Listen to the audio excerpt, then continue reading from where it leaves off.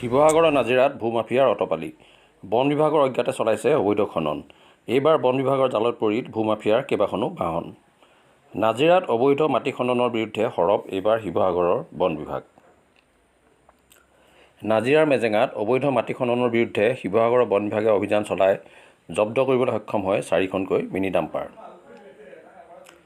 Mini dumper কেইখনৰ number AS04BC 7975, AS04BC 0792, AS04BC 8769, AS04BC 0530।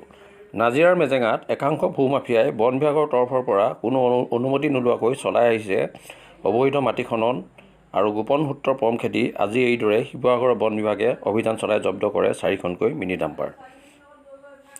আনহাতে কেৱল নাজিৰাৰ মেজেঙাত বুলিয়ে নহয়, শিৱসাগৰৰ বিভিন্ন ঠাইত বৰ্তমানে চলি আছে অবৈধ খনন। কেৱল মাত্ৰ কেইখনমান গাড়ী জব্দ কৰিয়ে সামৰিব নি তেওঁলোকৰ অভিযান। বন বিভাগৰ তৰফৰ পৰা পৰৱৰ্তী সময়ত কেনেধৰণৰ ব্যৱস্থা গ্ৰহণ কৰিব সেয়া সময়ত লক্ষণীয় হ'ব। Bureau' report, Patkai TV. হয়, আজি আমি DFO ছাৰৰ নিৰ্দেশ মতে আমি এটা গোপন সূত্ৰৰ খবৰ পালোঁ আৰু সেইবাবে আজি আমি অভিযান আৰম্ভ কৰিছিলোঁ আৰু সেইমতে আমি 4খন গাড়ী আমি ধৰিছোঁ। তাৰে এখন আমি নামটি থানাত আৰু 3খন আমি নাজিৰা থানাত আমি থৈ আহিছোঁ আৰু তাৰ অফেন্সটো আমি ফাইল কৰা হৈছে। কোন জিলালৈকে গাড়ীখন ৰিকভাৰ কৰিছে?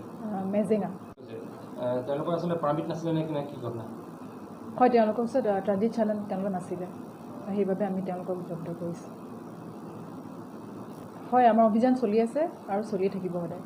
হয়, আমাৰ চবেই সহায় কৰিয়ে থাকে বাৰু আৰু সেইমতে আমি কাম কৰি আছোঁ। অভিযান চলি থাকিব।